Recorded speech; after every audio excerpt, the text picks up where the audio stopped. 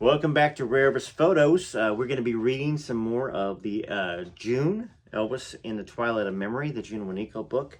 I just loaded Good Rock of the Night. A little funny story before we get started. And by the way, if you're joining me on Facebook or Instagram, welcome. Thanks for subscribing there. Make sure you follow me over on YouTube, Rare Elvis Photos. But as I started recording this, I had to stop because my son and his girlfriend came out of the bathroom. I guess, see, in my studio, I got a bathroom in there. That didn't sound right that they both came out of the bathroom, but they did. And they were in there for almost 50 minutes, feeling like they were kind of trapped. They didn't want to interrupt the video because I read for like 45 minutes. But she came out and she was like, we have a big bathroom, so, it's like that couple of rooms in there or whatever. She said, I learned some stuff about Elvis that I didn't know before. And then my son was like, Merle Kilgore and all this stuff. Anyhow, I was polite of them. They didn't want to interrupt the video. I said, y'all could have just came out, I mean, I got background noise going on all the time up there with my younger son jumping up and down. But thank you, subscribers. Thank you to the members. Thank you to those that leave me super thanks. I don't know if I've seen anything lately, but if you have left me something lately, I appreciate it. My membership, I think, starts at $9.99 as well.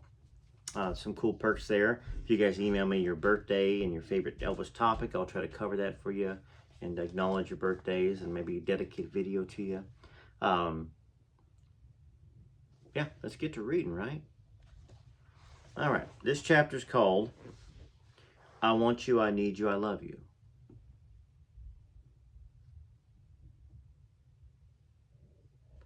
We had one day left of our vacation in Memphis.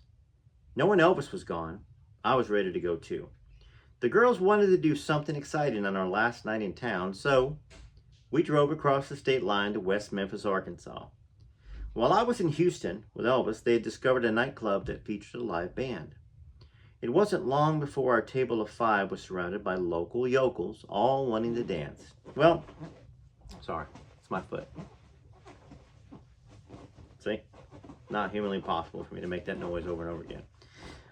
Local yokels wanted to dance, but my heart wasn't in it. But I pretended to have a good time. The next morning, we loaded up the pink Ford and said goodbye to Memphis. We were speeding down the highway somewhere in northern Mississippi when one of the girls spotted a police car. "Don't look now," someone yelled. Naturally, we all turned at the same time and looked. I've been there. Or I haven't done it, but people have done it in my car and got me in trouble. Marie slowed the car, but it was too late. A little trick, you downshift to the next gear down to third or second without hitting your brakes. That'll slow your car down and not alert to the cop that you're hitting the brakes because you're going too fast. Something I learned early in life. Probably my brother Maurice that told me that. Well, a sheriff's deputy pulled us over, took Marie's driver's license, and made us follow him to the station. Marie had been employed at the city hall in Biloxi several years ago, but she knew all the police proceedings. We all marched single file into the small sheriff's station that they called the jail. Ooh. The arresting officer was talking about locking us up unless we paid a big fine. At this point in our vacation, we were scraping our money together, making sure we had enough food and gasoline. A big fine was not in our budget. Within 10 minutes, the station was filled with every cop in the county. But by then, we had it all figured out. The redneck who'd stopped us was wanting to show off his catch. Marie finally got aggravated with all the small talk and flirting. "Where's your phone?" she demanded. "I'm calling my father." She figured it was time to bring this farce to a halt. The deputy said that wouldn't be necessary, that we could leave as soon as he wrote up a ticket. He was stalling for time, of course, waiting for a few more of his cronies to get to the station. Now, one of the cops said he'd never seen so many beautiful ladies in one place. He thought he had died and gone to heaven. Well, they finally handed Marie her driver's license and said that we were free to go. They all paraded out to the car to say goodbye, and the arresting officer took the ticket from Marie, tore it in half, and told her to slow down. We'd wasted a good hour of travel time, but it did give us something to laugh and joke about the rest of the way home. Now, we arrived in Biloxi later that night. Everyone but me was glad to be back home.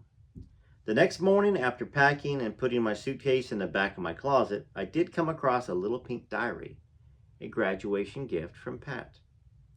I hadn't written in it yet, and I didn't think anything was interesting enough, but all of a sudden, my head was full of interesting things, she said. I talked to my mother about Elvis constantly. Apparently, I painted a good picture of him because she wanted to know all about my trip and was anxious to meet my new boyfriend. Even though Pat had been in Memphis at the same time, she didn't know anything about my adventures with Elvis either. I was telling everything to Mom when she got home from work and to Pat whenever we got together. And I was forgetting what I had told to whom. So,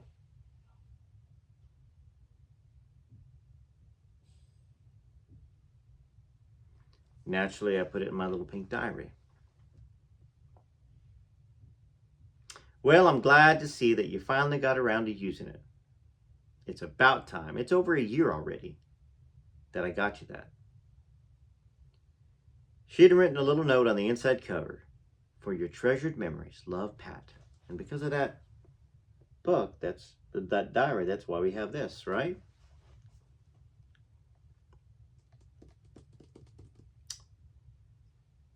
I hadn't had any treasured memories to write about until now, and Pat wanted to read it, but I told her definitely not. It's the same thing about this book here, the Are You Lonesome Tonight book. Okay, people all get all up in arms about why she didn't turn over her diary. Neither did June. June wrote it herself, and I think when this book came out, those videos weren't even. I guess there's photos of June. And the other, not I guess, I know there was, but I don't know what there was out there in 1997 when this book was published. But she had pictures. I get it that people, feel like there's a need to have the diary of Lucy Barban to believe themselves that was a relationship. Anyways, let's continue here.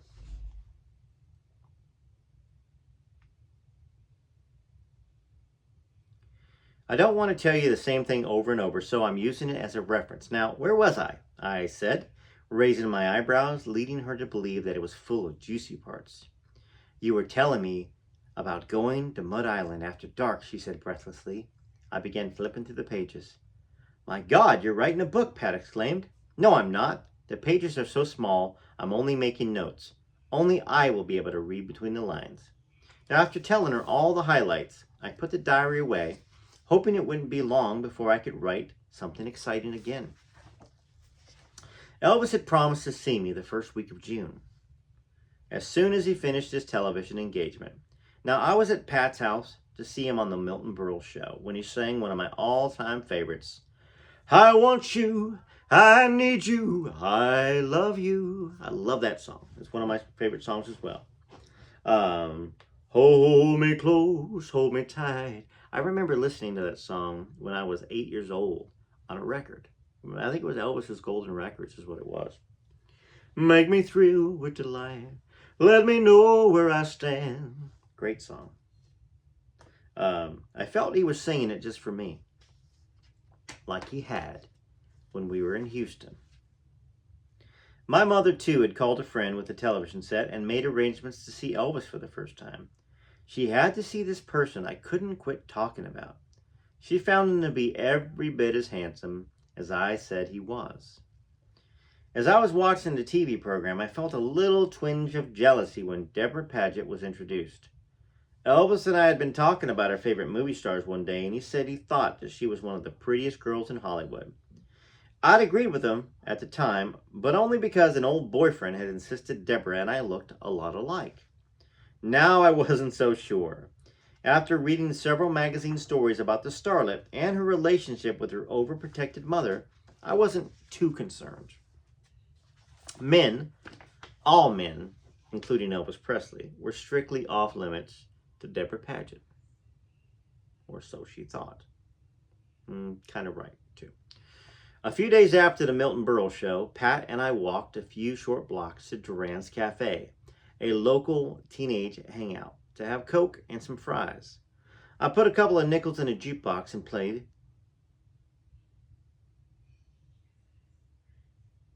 What'd she play? Any guesses? She played Heartbreak Hotel, and I Was the One. I sat listening to the songs with my face resting in my hands, looking like a typical starstruck teenager. Hey, I want to take a second, in case I didn't say at the beginning of the video, if you're watching this on Facebook or Instagram, go over to my YouTube, where I'm posting this first, and subscribe. Okay, let's continue with the story. As we were walking back to my house, a carload of teenagers passed. "Hey, June, Elvis Presley's at your house," they yelled. At first, we began walking fast, but soon we were running flat out. It had taken a moment for the news to sink in. When we turned the corner, all we could see were cars and people everywhere. We made our way through the crowd and found my mother standing in the doorway, shocked. "June, where did all these people come from? Elvis was here, but he was so mad about the crowd he left. He thinks you told everybody that he was coming. He said he was going to go to Florida where he could have some privacy." She said all of this in one breath.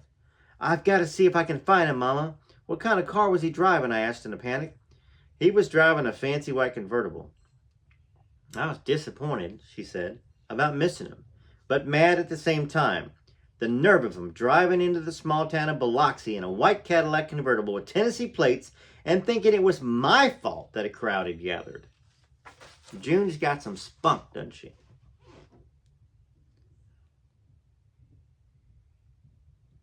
Pat and I jumped into her father's car and drove to Ocean Springs. We parked the car on the top of the hill in the Red Drake's restaurant and lounge parking lot.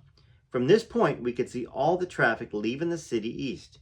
We sat on top of the hill for over an hour, thinking we must have missed him. Well, we went back to my house, and my mother was frantic again. "June, where have you been? This phone is driving me crazy. Elvis has called 3 times. He finally left a number for you to call," she said, and she handed her the piece of paper with a number on it. The paper had a phone number and a name, Arthur Hooten. While I dialed the number,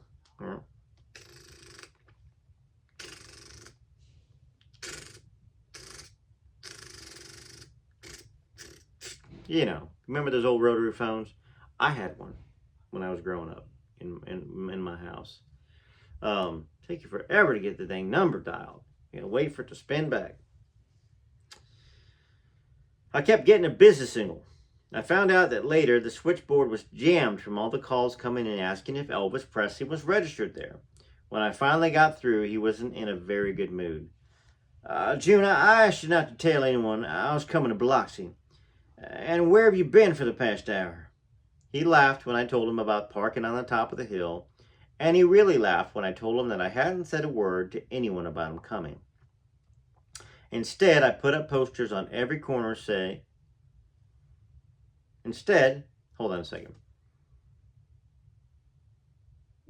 Okay, she said, "I didn't tell anybody that you were coming. Instead, I put up posters on every corner saying, 'Elvis is coming, Elvis is coming.'" So he laughed about that. He and the boys, Red West, his bodyguard Gene, and Junior Smith, his first cousins. Now, remember, Gene had actually verified Lucy. It's an important thing to know. Gene was around back then, and he was closer by far to Elvis than Billy. Billy was just a little kid, so Billy's not going to know anything about Lucy unless Elvis shared something later in life, which Billy already said there's secrets that he'll never tell, and it could be a secret, and we got to respect that. All right.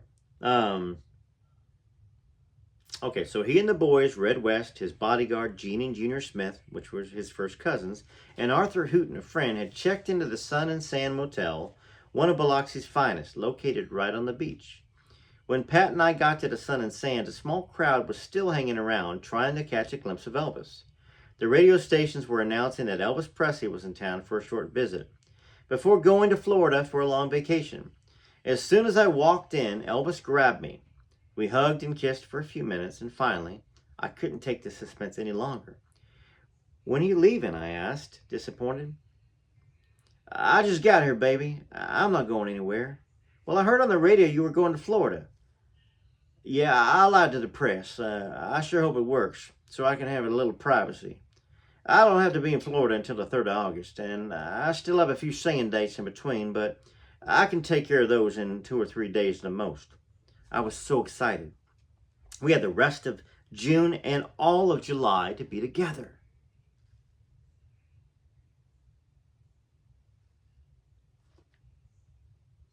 Elvis drove me home later that evening and came in to meet my mother. This time under less stressful conditions. She knew right away that I hadn't been exaggerating. There was nothing pretentious about Elvis. He charmed people without even trying. Mama made a pot of coffee and Elvis felt right at home, sitting with us at the kitchen table. Now Elvis parked a convertible out of sight, so we walked whenever possible. We spent the next few days in and out of the Sun and Sand's beautiful clover-leafed shaped pool, where the crowds would allow. When the crowds would allow. Our nights were spent at the Cocoa Restaurant and Lounge across the street from the motel. Now, Princess White Cloud, a Native American, was featured at the organ in the Cocoa Lounge every weekend. Very few people went out on weekdays, so we usually had the place to ourselves. We tried to talk Elvis into playing the organ, but he didn't want to, saying that it was the personal property of Princess White Cloud, and he had respect for other people's property. Both the lounge manager and bartender carefully uncovered the giant organ and encouraged Elvis to play. I told him that Princess White Cloud would be honored to have him sit at her keyboard. Now, after a little coaxing, he finally agreed. A few older customers were there and joined in a sing-along. Everyone treated Elvis like he was just one of the guys.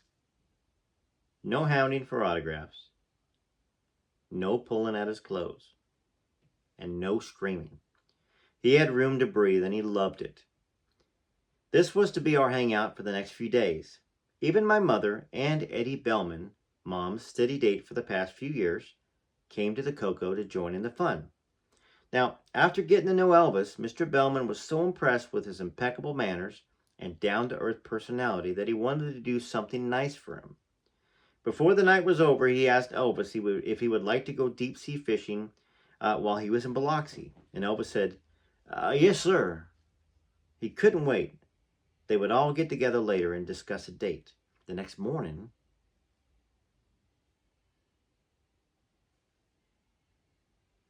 Pat and I drove to the Sun and Sand to meet Elvis and the boys for breakfast. The Cocoa had a great chef who had prepared seafood specialties. He must have really raised his eyebrows when he read the order for hard fried eggs and burned bacon, but the breakfast was served exactly as ordered. Now, Elvis rarely carried money with him. He insisted he had more important things on his mind and couldn't be bothered digging in his pocket for petty cash.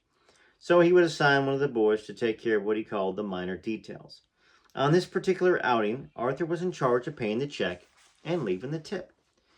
In the 1950s, there was no such thing as a standard tip of standard tip of 10% or 15% of the total bill. A gratuity was a token of appreciation for good service, so waitresses strictly depended on the generosity of their customers. Elvis believed in leaving big tips. It wasn't that long ago that he'd worked for wages himself, and he remembered it well. How much did you leave to tip for the waitress, Arthur? I put $5 on the table, Chief. Next time we'll make it 10. She was good, Elvis said, completely satisfied with the food as well as the service. Now, $5 was a generous tip back in those days, especially for a check that came to less than $20. Well, 10% of $20 would be $2, 20% would be $4, and 25% would be $5. So Elvis wasn't happy and satisfied that only $20 was left, only $5 was left, which was 20%, 25%. I'm getting all mixed up here. Elvis wasn't satisfied that $5 on a $20 bill was good enough. He wanted to leave $10, which would have been 50%. So Elvis was a great tipper, a better tipper than I am a reader. Next time, make it 10. She was good, Elvis said. Now, on the way back to the room, Elvis noticed the swimming pool was deserted and decided that this would be a good time to go for a swim. Red, Elvis, and I were the only ones going in the water, and the rest of the gang, too, They were too full from breakfast, were sitting poolside relaxing under an umbrella. We'd been in the water less than 30 minutes when the parking lot next to the pool started filling up. Uh-oh. That's where we'll continue our reading next time. Thanks again for joining me here on Rarest Photos on YouTube, or if you're watching me on Facebook or Instagram, join me. Join me for some more videos. Okay, I gotta eat. I'm on a diet right now, and I'm a pretty restrictive diet. All fish right now, like whitefish, lemon pepper whitefish, tuna, and some fruit. But you know, I'm a guy. I'm supposed to have 1,600 to 2,000 calories or 2,600 calories. And for the last 5 days, I've been under 1,000 calories a day, working out, drinking a lot of water, fasting a bit too. Okay, it works. I'm 6 days in, and I've gone from 196. I know people say I don't look like it. 196 to 188 this morning, and that's 6 days. It's 8 pounds. It can work. Fish protein, especially fish, it's hard to digest. Protein is, and it's low in calories and high in protein. Little secret I learned a while back. I don't think it's sustainable forever, and if I was dieting like that, I would, you wouldn't be able to see me anymore. But I wish Elvis would have had some sort of a knowledge of that. He loved food though. I love food too. I mean, I was telling folks yesterday that I was sitting here doing videos and I could smell potato soup, and then I could smell Hershey Kisses. It's a sign of you being hungry. Thanks again. This is Rarest Photos. I hope you enjoyed the reading. Till next time.